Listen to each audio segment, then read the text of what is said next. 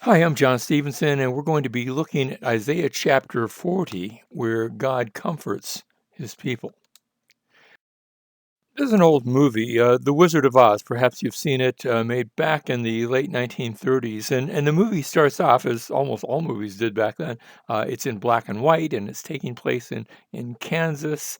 And because of maybe, and nothing against Kansas, but maybe because of the scenery, but also because of the black and white content, it looks drab and sort of forlorn. And it's supposed to. That's part of the story until Dorothy, our hero, gets caught up in landed in this is a fantasy, of course. She lands in this beautiful place called Oz, and there's a scene there where she's in her house has been picked up by a tornado and moved away, and she goes through the open door. And as she does, the movie switches to color, and the entire everything in Oz from now on is in living, very bright, vibrant colors, and it's such a change that it's striking, and the producers meant to do it that way. We come to the book of Isaiah. We've been in Isaiah chapters 1 all the way through 39. And through all those sections, we saw some minor divisions, but from chapter 1 to chapter 39, the overall theme was the judgment of God. And even chapter 39 has a judgment story where Hezekiah shows some visitors from Babylon around Jerusalem, and he shows them the temple. And Isaiah comes and says, you shouldn't have done that. They're going to be back, and they're going to take you into captivity.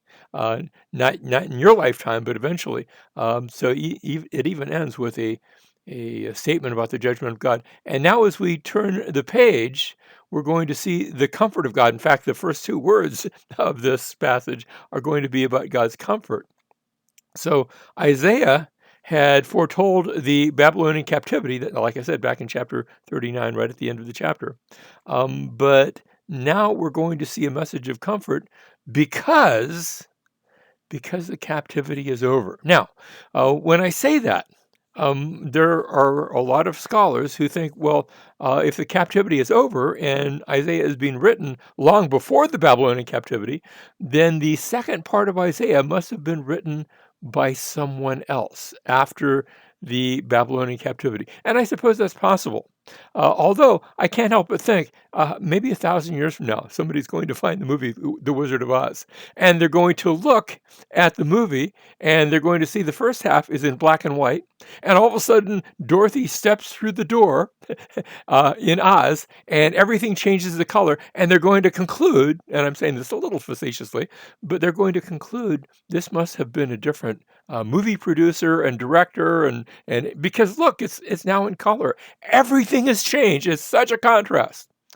Well, maybe that's true, but maybe the contrast is deliberate from the pen of Isaiah as he continues to write to us, but now looking to the future. And I agree that he's looking to the future here as he foretells the end of that Babylonian captivity and maybe a different sort of captivity as well.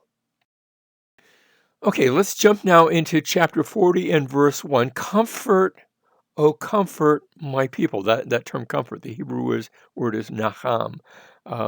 There's actually a village in Jerusalem called Capernaum, or we say Capernaum. It means village of comfort or village of Nahum. Remember the prophet Nahum, his name means comfort. And then says your God, speak kindly. And the Hebrew there, Debru, Al Lev, speak, if I want to be rigidly literal, speak from the heart. But I don't want to say that's a better translation because when we say speaking from the heart, that means I'm speaking with sincerity. Here, I think the idea is speak kindly, speak nicely, speak with love to Jerusalem. And notice this is being addressed to Jerusalem and call out to her that her warfare has ended.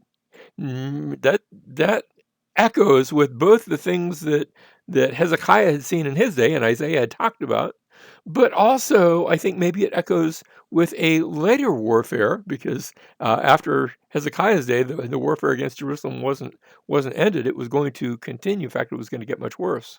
with finally culminating in the Babylonian captivity. But notice, and call out to her that her warfare has ended, that her iniquity has been removed, that she has received of the Lord's hands double for all her sins. In other words, the sin has been punished, and the punishment is over, and now there's a time for comfort. Verse 3, a voice is calling, clear the way for the Lord in the wilderness, make smooth. Notice how clear the way and make smooth are sort of two ways of saying the same thing. And it clear the way for the Lord in the wilderness, make smooth in the desert a highway for our God. The picture here is of a king who's coming. The Lord is coming, and you're preparing his way. And notice he's coming out of the wilderness. He's coming from the desert. The picture is imagine the Lord has been with his people in Babylon, but now he's coming home. If you draw a straight line from Babylon to Jerusalem, you're going to come through the wilderness. You're going to come through the desert and make there a highway for our God. So the picture here is of the return from the Babylonian captivity, and yet I think also there's a picture of a return from a spiritual captivity. And we're going to see this in the next verse. And we're going to see this in the next verse and the way that verse is quoted in the Newer Testament. Now, this passage is quoted in Matthew 3:3, in Mark chapter 1, verse 3, in Luke chapter 3 and verse 6, in John chapter 1 and verse 23. Here's the one in Mark, as it is written in Isaiah the prophet, behold, I send my messenger before your face who will prepare your way. And here it is, the voice of one crying in the wilderness, make ready the way of the Lord, make his path straight. Now, the first part of that, about the messenger, I'll send my messenger before you. That's not in Isaiah. That part's not in Isaiah. That's actually in Malachi. And Malachi, remember, was written long after the Babylonian captivity. So when Malachi prophesies about the coming of a messenger, he's not talking about something connected to the Babylonian captivity. He's talking about something that comes after that. That is a picture. Who's the messenger that God is going to send? It's John the Baptist. And so my messenger refers to John the Baptist. And then we have the part that we're looking at here, verse 3, a voice is calling.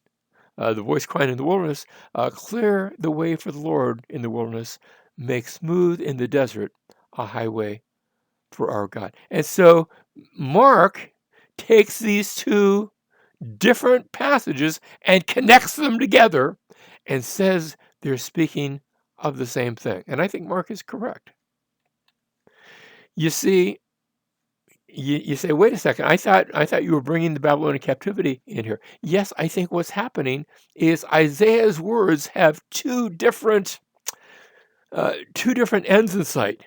The immediate one, and it's not immediate in Isaiah's day, it's not going to happen for 150 years after him, but the closer one to him is that Babylonian captivity. But the one that's far in the future will be the coming of God's servant, the coming of God's Messiah. Verse 4, let every valley be lifted up, and every mountain and hill be made low. Notice valleys are sort of lower, but here the valleys are lifted up. And mountains are sort of higher, and hills are sort of higher, and they're going to be made low. Let the rough ground become a plain, and the rugged terrain a broad valley. Everything is being straightened out, leveled. If it's too low, it's being raised. If it's too high, it's being brought down. So that there can be this path, this highway that we were talking about, and then the glory of the Lord will be revealed. That's something that had been promised all the way back in the Torah, that God had said to Moses, as I live, my glory will fill the earth. And here's the promise of that. The glory of the Lord will be revealed, and all flesh will see it together, for the mouth of the Lord has spoken. Notice the flesh that are going to see it. We're going to see contrast. There's a big contrast here between the Lord, versus flesh. Who are the flesh? We're the flesh, people with skin on. Verse 6, a voice says, call out. Now, notice how God had spoken back in verses 1, 2. He called for comfort. He said, comfort my people and announce the war is over. And then we had a voice back in verse 3, prepare for the coming of the Lord. And now we have a voice, is it the same voice or a different voice? But the second time, all flesh, notice, call out. He answered and said, what shall I call out? All flesh is grass, and all its loveliness is like the flower of the field. How is flesh like grass? Well, you have to live a little bit in the Middle East to get a sense of this. You see, in the Middle East, you have the rainy season in the winter months, around December and March. I'm sorry, December, January, February, a little bit in March. Those are your months where you have the most rain. And by the time you get to April, it starts winding down. And in May, June, July, August, September, there's no rain at all. Maybe a few sprinkles if you're right on the coast, but throughout most of the land, there's no rain. And the grass, the grass starts to fade. It doesn't take long before all that greenery is now brownery. It's now brown. And that's the grass and the flower of the field. So all flesh, notice, is grass. Verse 7, the grass withers, the flower fades when the breath, or you could say the wind, because the word for wind and breath is same idea here. When the breath of the Lord blows upon it, surely the people are grass. So the grass withers, the flower fades. Notice how we're going to have that refrain repeated. A lot of repetition in this chapter. The grass withers, the flower fades, because that's what people are like. But by contrast, the word of our God stands forever.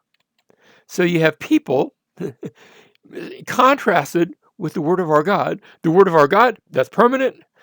People are temporary. So you have the temporary versus the eternal. Verse 9, get for yourself up on a high mountain, O Zion, bearer of good news. Lift up your voice mightily, O Jerusalem, bearer of good news. Do you see the repetition here? Zion. Zion's another word for Jerusalem. And in both places, Zion, Jerusalem, the city is called the bearer of good news. Make this news, proclaim this news. We've had problems. We've had judgment. We've had Babylonian captivity. We've had spiritual captivity. But now we have good news.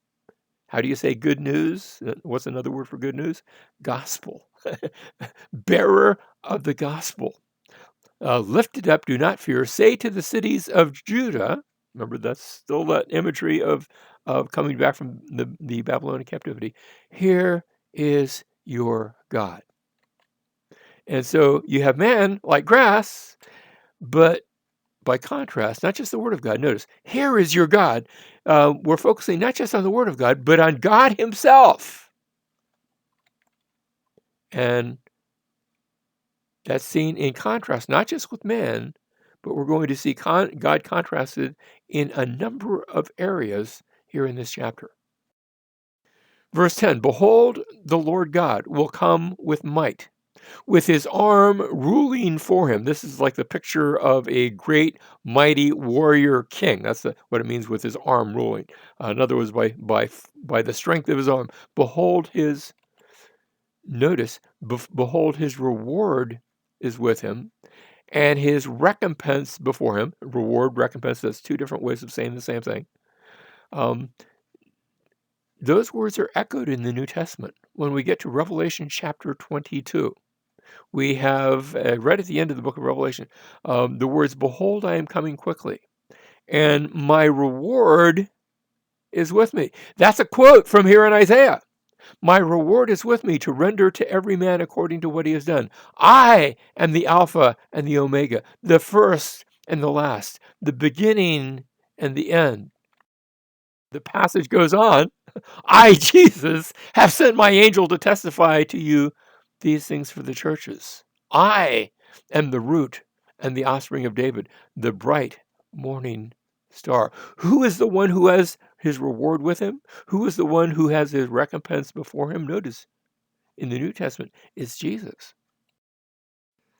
Verse 11, like a shepherd, he will tend his flock. Now, this is speaking of the Lord. Remember how that Psalm chapter 22 talks about how the Lord, and there in when it speaks of the Lord, it's the name of God. Yahweh is my shepherd. Like a shepherd, he will tend his flock. In his arm, that strong, mighty arm, he will gather the lambs and carry them in his bosom. He will gently lead the nursing ewes. And you have this picture of the Lord's care for his people. Verse 12, who has measured the waters in the hollow of his hand? And by the way, notice how this is, it's really one question, but it's divided into a number of parts, but it's rhetorical. It's sort of obvious. Who has measured the waters in the hollow of his hand? Of course, we're talking about the Lord. And marked off the heavens by the span, and calculated the dust of the earth by the measure, and weighed the mountains in a balance, and the hills in a pair of scales. Now, notice this is speaking to God's knowledge, that he has knowledge of all these things. Verse 13, who has directed the Spirit of the Lord, or as his counselor has informed him? Again, a rhetorical question. No, God doesn't need a counselor. God doesn't need directions. Verse 14, with whom did he consult?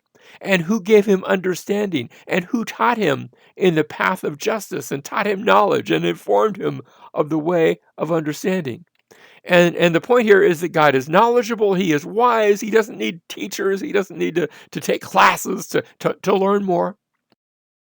Verse 15, behold, the nations are like a drop from a bucket. Notice how God is being compared to the nations. Behold, the nations are like a drop from a bucket and are regarded as a speck of dust on the scales. Behold, he lifts up the islands like fine dust. There's island nations and there's regular nations, sort of mainland nations. And all of them are like nothing to the Lord. Verse 16, we have a specific example of this. Even Lebanon is not enough to burn, nor is beasts enough for a burnt offering. You could burn all the trees in Lebanon, these big giant cedars of Lebanon, and they really wouldn't amount to much. Verse 17, all the nations, we're still talking about the nations here, are nothing before him. They are regarded by him as less than nothing and meaningless. So you compare God to the nations.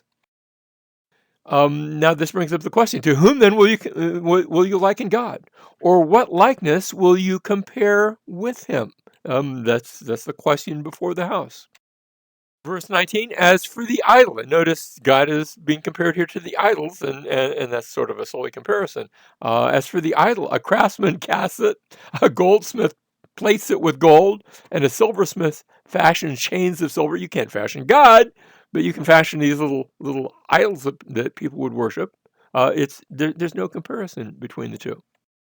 Verse 20, he who is too impoverished for such an offering, if you can't afford gold-plated idols, then what do? He selects a tree that does not rot, because there's always a danger your God might rot, your idol might rot. He seeks out for himself a skillful craftsman to prepare an idol that will not totter. And God, he doesn't totter. God is the one who rules the nations, who rules the world, who created the world. And so there's no comparison between him and idols. Verse 21, do you not know? Have you not heard? And these are rhetorical questions here. Do you not know? Have you not heard? Has it not been declared to you from the beginning? Have you not understood from the foundations of the earth? Don't you understand? Verse 22, it is he who sits above the circle of the earth. Now, I know our folks sometimes in apologetics look at this and say, "Well, see, there's this very early testimony that the earth is round," and I say, "Well, maybe that's what it's referring to." Although read it in context. Its inhabitants are like grasshoppers. In other words, God is so much bigger than that. He sits above the earth, who stretches out the heavens like a curtain. Now, it's not saying that the heavens are literally a curtain, but when you go out into the night sky, it looks like there's this big giant curtain spread out, spreads them out like a tent to dwell in. And you look around you, and it looks like you're standing in the middle of a giant circle, and God's over all of that, and He's so much bigger than we are. Verse 23, he it is who reduces rulers, and notice how we've moved from nature and pagan gods and idols and things like that now to rulers.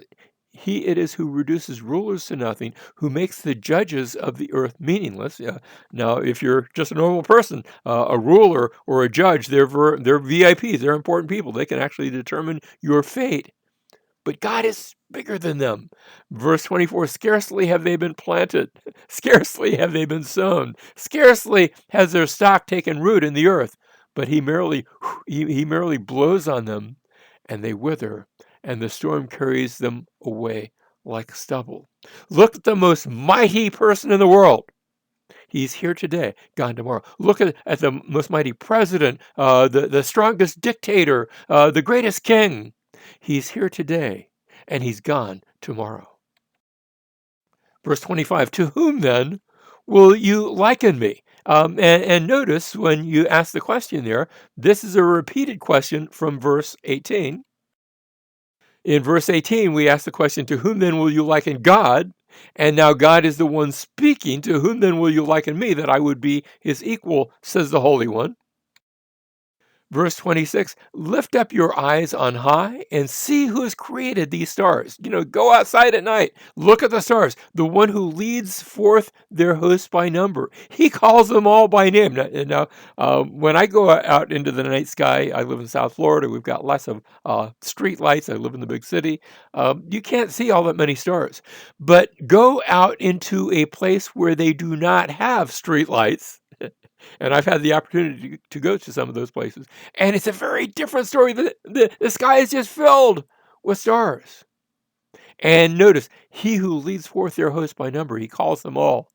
He calls them all by name because of the greatness of his might and the strength of his power. Not one of them is missing. Now, he looks at the stars, and he doesn't lose any. And God doesn't lose track of any of the stars. What we're going to see here, verse 27, here's the implication. Here's the lesson from it. Why do you say, O Jacob, and assert, O Israel, my way is hidden from the Lord, and the justice due me escapes the notice of my God? The point is, he hasn't lost track of the stars. He's not going to lose track of you either with regard to your need, which we'll see at the end of this chapter, or with regard to a judgment against you. You see, God's attention to you, his knowledge of you, is a comfort if you are following him, but it is a warning if you are not following him. Verse 28, do you not know? Have you not heard? And back in verse 18, we had asked that question, to whom then will you liken God? And then we had the question, do you not know? Have you not heard? And then we saw again, to whom then will you liken me? We just saw that. And again, do you not know? Have you not heard? That this is the refrain. It's almost like a musical refrain. It's poetry. Do you not know? Have you not heard? Verse 29, he gives strength to the weary. Remember, we said he doesn't become weary or tired. He gives strength to the weary, and to him who lacks might, he increases power. Though youths grow weary and tired, remember, he doesn't become weary, he doesn't become tired. Though youths grow weary and tired, and vigorous young men stumble badly, yet those who wait for the Lord will gain new strength. Now, waiting for the Lord, that's speaking of trusting in him, following him, that's part of waiting for him, seeking to follow him, seeking to trust him, being on his side. And those who wait for him will gain new strength. They will mount up with wings like eagles. They will run and not get tired. They will notice the tired and weary, but now it's in opposite order. They will run and not get tired. They will walk and not become weary. Comfort, comfort my people. And if you receive that comfort, then you too can receive this new strength.